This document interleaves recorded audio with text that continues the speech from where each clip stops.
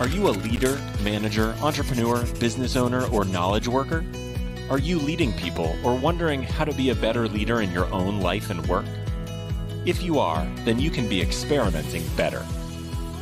Welcome to The Experimental Leader, a podcast that takes a look at the ways leaders are experimenting in their own work.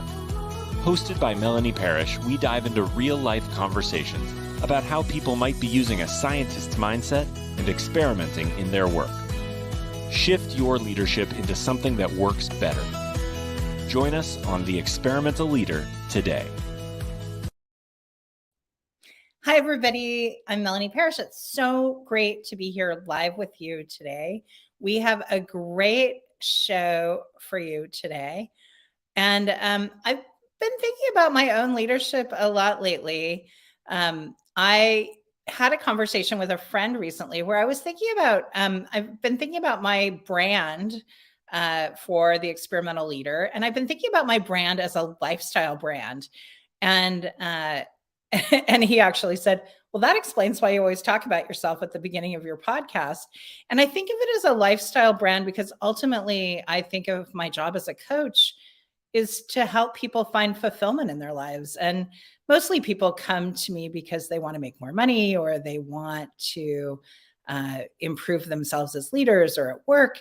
But sometimes it's just all about fulfillment. And the deepest conversations I have with people are about, things that they're learning about themselves that are perhaps not work related. And I joined a shared ministry group at my Unitarian church last night.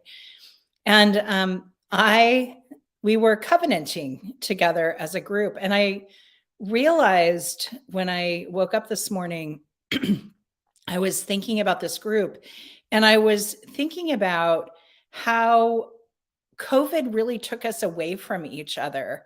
And in my house, we all went alone to our screens. And I got very good at sort of managing my what do I want right now, and not so good at being a part of a communal whole. And so it was really interesting to covenant. And we were sort of both making space for each other. And also I was really pushing myself to speak up for myself, because I noticed that as people ask for what they need, sometimes I feel like I might not speak up for what I need. And people who know me would be like, Melanie not speaking up. But I find that I may not say my slight preference for something, but I'm sometimes in a world where other people speak their preferences and then mine just sort of, I find that I might suck it up a little. And I think this is a really ubiquitous thing that people are experiencing as we gather together as humans. I think this happens both in the workplace and in our personal lives. As we're coming out of COVID, as we're getting together more, we're having to reskill on how we be together as people. How do we speak our own minds, but also how do we sort of shift over? How do we accommodate? How do we do that dance that's the blend of ourselves and others at the same time? And I don't always find it easy. I'm not sure that you do either. And so my challenge to you is, how do you do both? How do you accommodate and speak up with love and kindness for those around you? And what do you need to think of as you do those two activities in your life and leadership? And I am super excited about our guest today. Our guest is a good friend of mine and also an award-winning author. And her name is Anne Bokma. She's an award-winning freelance journalist. She's a memoir coach, a dating coach, and she wrote the coolest book. It's called My Year of Living Spiritually, One Woman's Secular Quest for a More Soulful Life. And I am so happy that Anne has agreed to be on my podcast today. Welcome to the show, Anne. Thank you so much, Melanie. It's a great pleasure to be here. Well, and one thing I didn't say in your bio, is that we both go to the same Unitarian church. So That's right. That's how we met maybe 15 or so years ago. yes. Yeah, it's true. And the same summer camp, which we love. The same Unitarian summer camp, which I sometimes talk about skinny dipping at summer camp. Yes, we have skinny dip together. How many people can say that? Well, I think for both of us, it might be a larger number than for other people. Perhaps. It's not as kinky as it sounds, people. It's very wholesome. That's super funny. Well, and we're doing this book club, which, it's fun for me to get to talk about my book. I launched my book in April of 2020. And so I wanted to draw just a little attention back to the experimental leader this year. And I know you've been very supportive in the past, but we are focusing on chapter 1 this month, and so I thought I might read just a little bit. It's actually the climate of innovation, so I just thought I might read a little bit because it's kind of fun.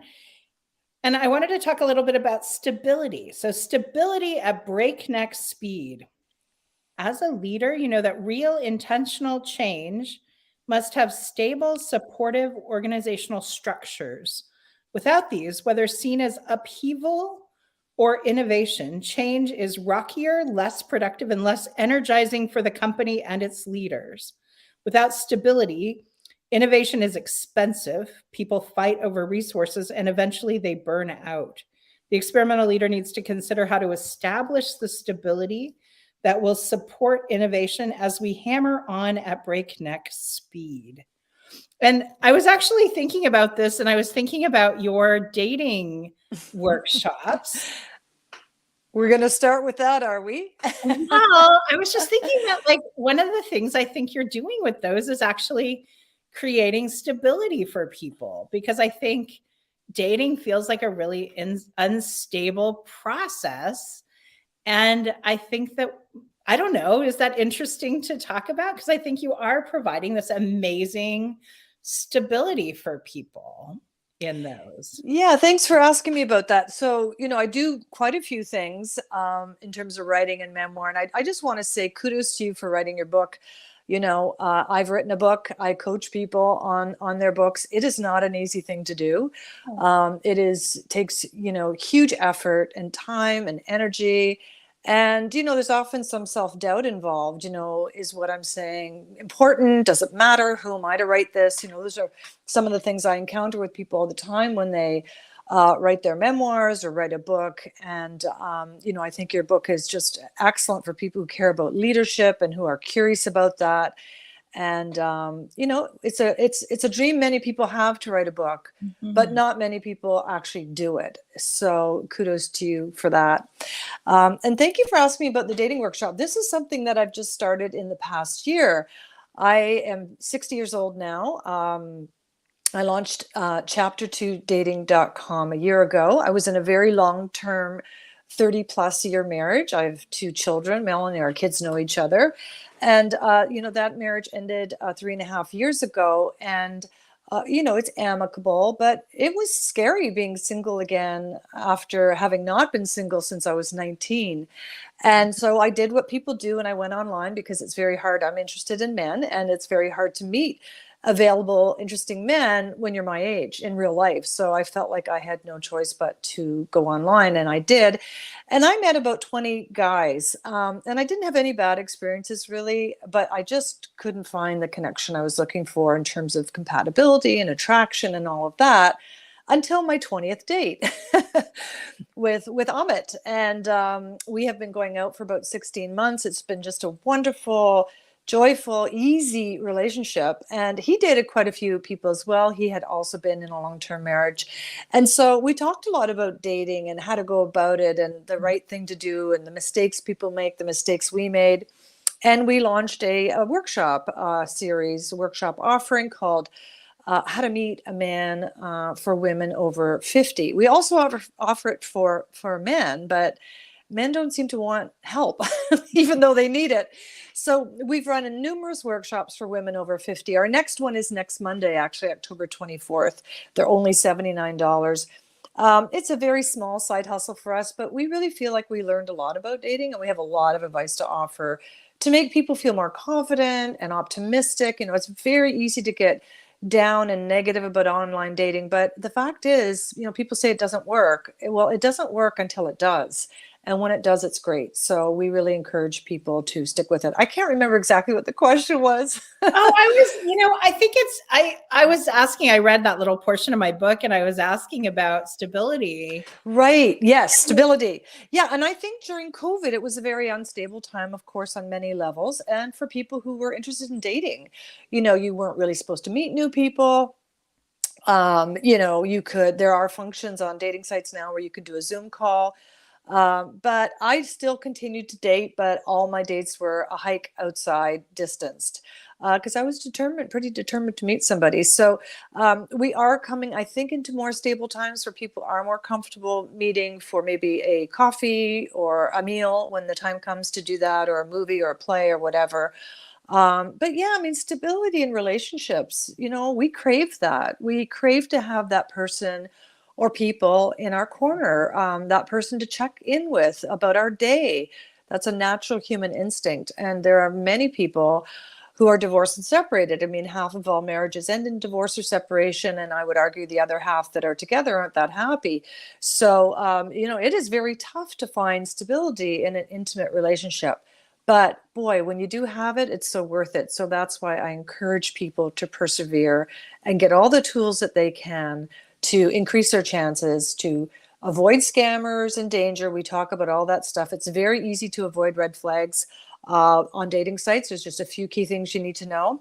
And the possibilities for a wonderful relationship definitely exists. So I encourage people not to give up. We've had women in their 80s take our workshop. My own mother, who's 78 and has been widowed for 4 years, met a man in her building who's 87, and they're having a wonderful relationship. So some people think they're too old for this. You're never too old for love. Oh, that's so nice. You know, my whole brand is around experimentation, and I think your book was the ultimate book on experimentation around spirituality. Can you tell us just a little bit about your approach and how you thought about writing that book? Sure. Yeah, definitely. It was a year of experiments. I just the brief background, I was brought up in a very fundamentalist Dutch Reformed home, where church life was the center of everything. Our whole community was Dutch. When I was 20 and went to journalism school, you know, I say the scales sort of fell from my eyes, and I left that church, which was a very difficult experience. I was threatened with excommunication, but worse than that was losing the ties with my family. They were very upset. They felt I was going to hell, and all of the stuff that people go through when they leave a fundamentalist religion. So for years, it was very difficult relationship, ups and downs. And when I wrote my book, which was published in 2019, I'd been estranged from my family for a decade. There is a happy ending to that story, which we can talk about in a bit. But so I wrote this book, you know, to sort of examine my religious upbringing, the impact that it had on me, and to also experiment with different types of spirituality. I really left religion behind, but I craved, as many of us do, spirituality. You know, the great writer Thomas More says that he believes the big problem of our time is loss of soul. And how can we be more soulful? How can we nurture our inner spirit? It's usually through spiritual practices. So I tried all kinds of things, 24 different spiritual practices, from daily gratitude practice to experimenting with solitude by living in a treehouse by myself, unconnected from media. I went to a witch camp for a week. I tried magic mushrooms for the first time. I did all kinds of yoga. I learned to meditate. I did a past life regression session. I experimented with Reiki, forest bathing. I mean, the list goes on. And all of these things, I also include a lot of research on them and what the studies say about the impact that they can have. And, you know, by and large, they were all very, very positive experiences that helped me sort of figure out the path that I was on. I was 56 at the time. I was going through sort of a midlife slump. My marriage was failing. My kids were about to launch. I was going to be an empty nester. I was still having these pangs of alienation from my family, even though we'd been estranged. I still missed them, especially my mother. And I think looking back, I might not have realized at the time, but I think I embarked on this journey to find answers within about my marriage and also about my family, and if things could be repaired. And if they couldn't be repaired, how could I end things in a lovely way? Mm-hmm. So that was the purpose of the journey. And I just had a lot of fun trying all these different things. And, the great reward of the book really was the number of strangers who have written to me who were also in fundamentalist religions, especially Mormons, Jehovah's Witnesses, the stricter Baptist sects, even people from my own Reformed Dutch religion, who wrestled like I did with leaving the church because they knew it would mean often being shunned by their family, which is devastating. I mean, one of our greatest needs as human beings is to be accepted by our tribe. And our tribe is our family of origin, and sometimes they do reject us. And how do you cope with that? It takes a lot of strength to leave. And it has been very rewarding to hear from people who found some hope in my book. That has been really the great blessing of this book, I would say. Do you have other books in your future? Well, when I wrote this book, I'd been a writer my whole life. I've been a journalist since I, was 20. I've written. That's how I make a living. But I was surprised how hard it was to write this book. Me too, by the way. Yeah.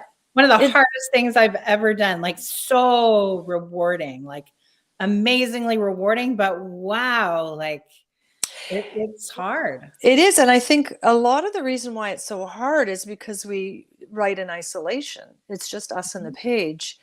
And, when I teach my memoir writing workshops, the biggest roadblock for people is self-doubt. Sylvia Plath said the greatest enemy to creativity is self-doubt. And everyone has self-doubt. The most confident people, your leaders, right? People who run huge companies. You probably see this all the time. All the time. And so I think the trick is to acknowledge the self-doubt and almost make friends with it. A great memoir writing friend, coach, and mentor of mine, Alison Wearing, beautiful writer, talks about self-doubt as like when you're writing and you feel this voice, or you could be doing anything, leading a company, being in a relationship. But when you're writing and you hear this voice that says, who are you? What do you think you have to say? This isn't very good. You're not a good writer. You actually sort of acknowledge that voice as a person and banish them down the hall for a while and say to them, I'm just going to make you go down the hall into that other office, and I'm going to shut the door, and I'm going to continue with my writing. And I know when I'm done, you'll still be there. But in the moment, as I'm writing, I'm just not going to let you in. And it sounds silly maybe, but for me, it really worked. Because it was freeing to not be self-critical. And women especially, we tend to be very self-critical.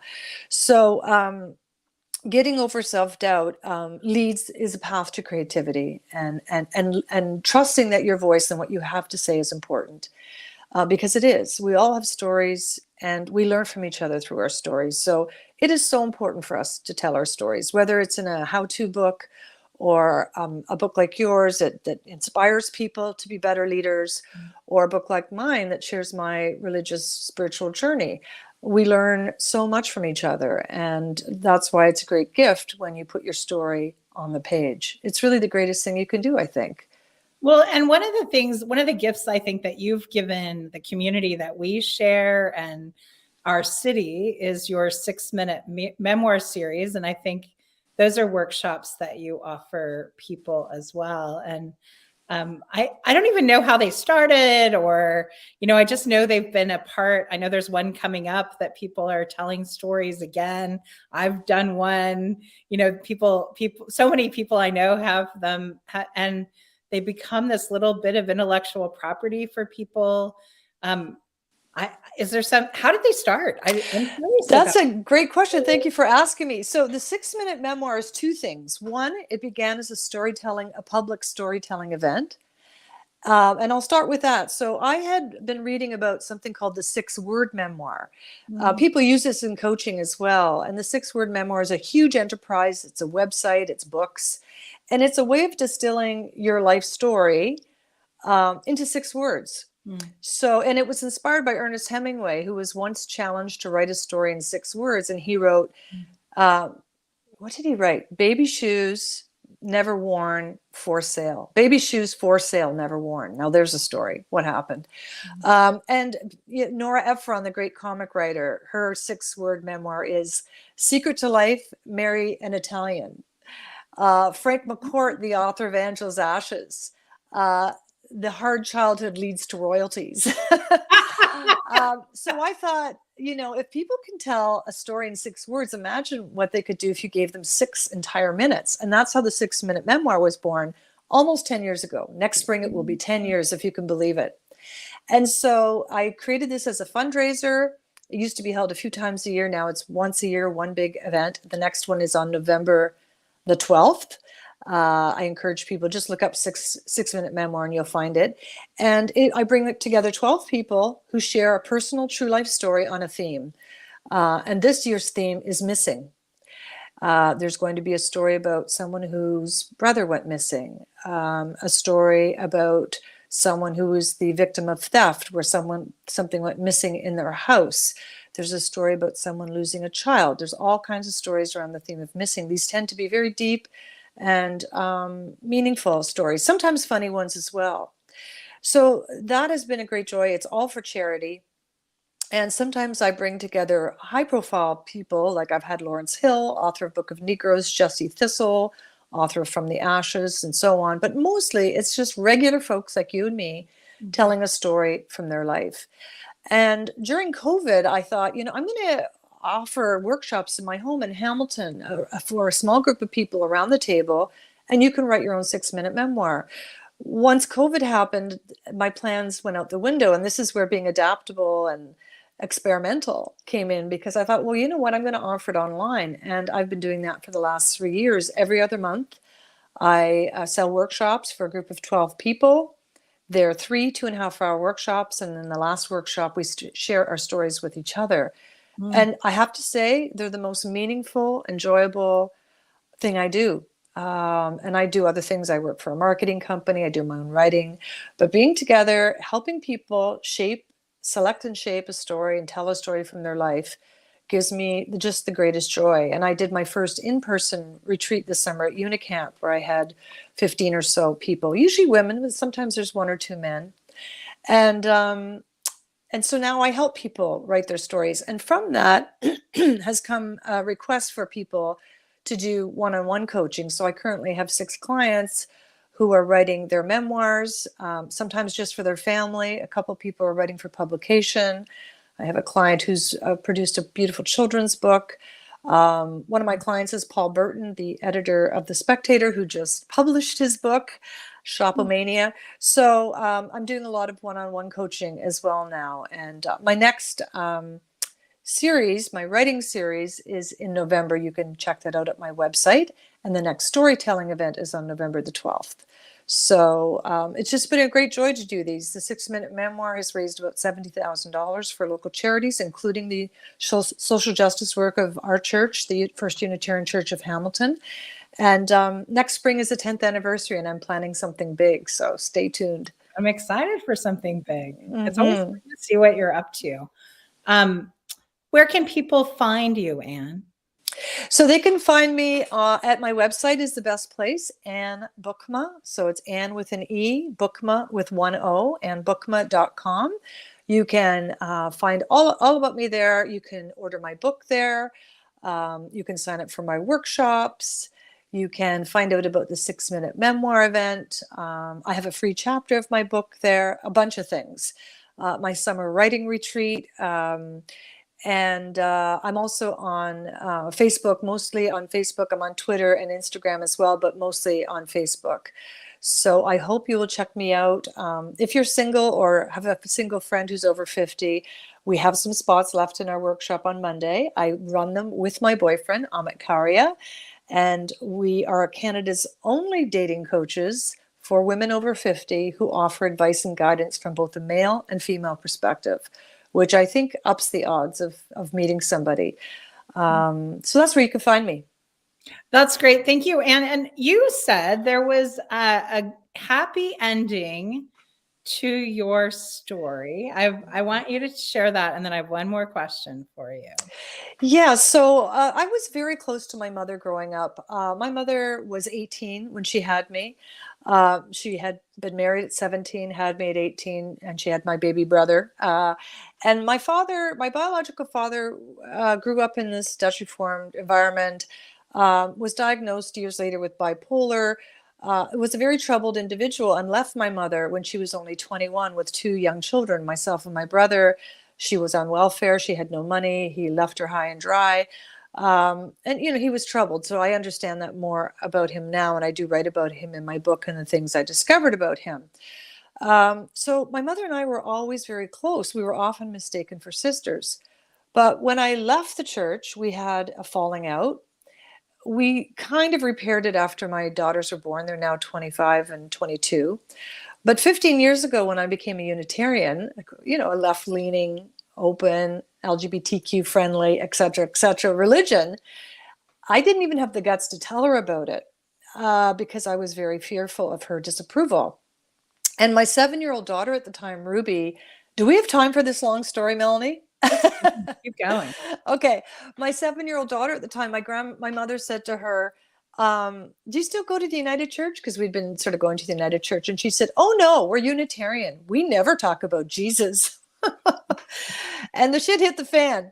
And there was a huge falling out. And I went into therapy. And my parents were just devastated and really felt I was going to hell and told me my children were going to hell. And I had to break off the relationship because it was no longer healthy. And but then I wrote my book, and my mother ended up figuring quite prominently in my book. I did a deep dive into her past, tried to understand her upbringing better and the challenges that she faced. And I felt I should give it to her. Not everybody does this when you write memoir, but I felt I should let her see it before it was published. And so I gave it to her, and she's like, yeah, I'll get around to reading it maybe. It was my stepfather had died. I went to the funeral. I gave her the book. And the next morning she called me, and she had stayed up all night and read it and said, you know, she had a couple things she disagreed with and wanted me to think about changing. And she said to me for the first time in 25 years, I love you, Anne. And I think she saw in my book that, you know, I totally wanted things to be better, and I just didn't know how to navigate this divide in religion. And things began to change between us. That was 3 years ago. I started visiting her again, and we worked through our issues, and we are extremely close today. And it's like I got my mother back. And really, in the end, she said, I guess we have to agree to disagree about religion, which was all I ever asked. But she was finally able to do that. And I respect my mother and her religion. It's just not for me. And I feel she respects me too. So sometimes we feel it's too late with estranged family members. And I'm sad to say, I think it often is when it comes to religion. I tell people, don't torture yourself by trying to be accepted if you're not accepted for who you are. But in the end, my mother was able to accept me for who I am. So that's been a beautiful gift in my life. Thank you for that story. Wow. I'm all weepy. I get weepy. Yes, that happens. Well, I love that. And I had an estrangement in my family as well. I think we've talked about it. And I always want to be a voice for people to continue trying to repair relationship if they want to. You know, if it doesn't work, it's okay. I'm with you. You don't want to harm yourself. Yeah. And it's okay to continue to allow yourself the possibility of repair in a safe way. Okay, my last question for you. You did all this experimenting, and you continue to experiment in so many ways in your life. I think it's so interesting. You're an experimenter in your soul. All the 20 something spiritual things that you did, and you published several years ago. Is there any, like, what are the highlights that you're left with spiritually after all that experimentation? This is a super personal question. Oh, that's okay. You know, I'm one for asking questions, so I don't mind if someone asks me. Yeah, I think Anne is the first person who ever found out I was pregnant. She asked, and I was like deer in the headlights, so she found out before anyone else. But what are you left with? Like all that experimentation, trying all those things. Was there anything at the end of it that really stands out for you that created meaning for you and all of that? That's a great question. So many of the things, everything I did, I got something out of. Even the past life regression session where she tried to bring me back in time to past lives, which I didn't quite believe, but my session with her was still sort of healing. I'll tell you, the most profound and amazing highlight for me, and I'm not pushing drugs here, was doing magic mushrooms, which I'd never done in my life, and which are now becoming quite a bit more accepted. In Canada, I think legislation has been passed to allow it in selected cases when people are terminal, because it can help you accept the reality of your own death. Psychedelic therapy, I predict, psychedelic counseling is going to be the next wave of mental health care. Already there are retreats that are ready to launch and open. It's always best to do psychedelics with a guide, not on your own, not in a party atmosphere. And I did them very carefully under medical supervision, and it was a 7-hour trip that was extremely illuminating and healing for me. So done the right way, they can be wonderful. But the lasting practice for me, well, it was two things. One was nature, just understanding the power of nature in my life.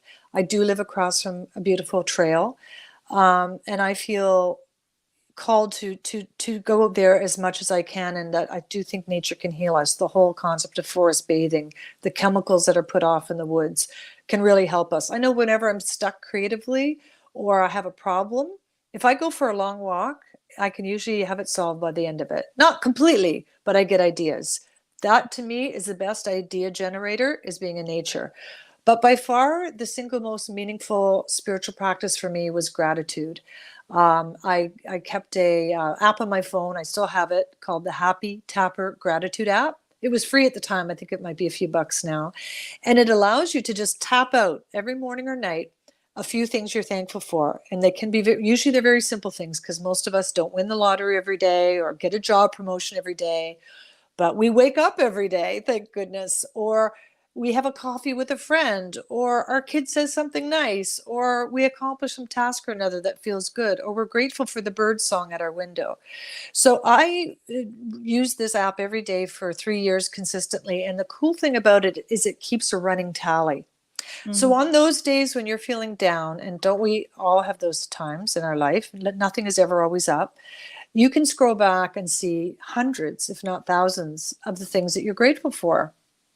Yeah. And I think this is a beautiful thing, because often, our negative mind can look to what's not working in our life.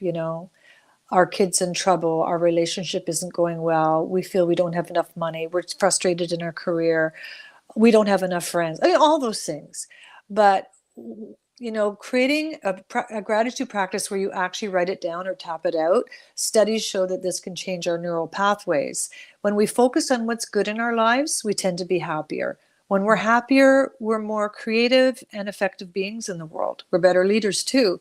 So I would say gratitude. I think it was Cicero or some famous person like that who said, philosopher, gratitude is the highest virtue of all the spiritual practices. Gratitude is the top. So that's what I would say I learned the most, is really learning to be grateful. Thank you for that. And thank you so much for being on my show today. It's been fantastic. Thank you so much for having me, Melanie. I really appreciate it.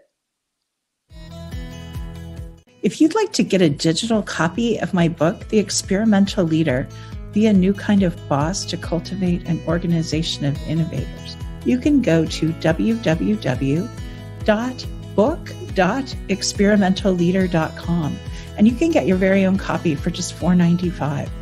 I want this book in your hands, so I've made it really cost effective so that you can start reading it right away.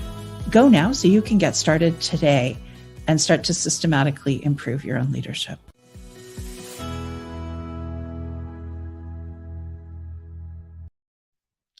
It's been so fun to be here with you today. And oh my goodness, Anne is just such an experimenter in her soul. It's so fun to talk to her about how she approached her book. You know, it reminds me of being in a workshop at the University of Michigan with Mike Rother, who's the author of Toyota Kata. And he, said, if you want things to change, just start changing something somewhere. So if there's something in your life you want to have be different, start doing something, start changing something, start experimenting somewhere. So my challenge to you is find a place that you aren't so satisfied with and pick a place to experiment. Doesn't matter if it's exactly right. Do a short experiment, maybe a week, and pick something and start trying something new. It's been great being with you here today.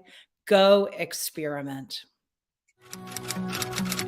Thank you for joining us on another episode of The Experimental Leader. We hope you have found value in today's episode because we're dedicated to helping you become the experimental leader you want to be. To access the show notes or learn more about working with Melanie, visit melanieparish.com. Go experiment.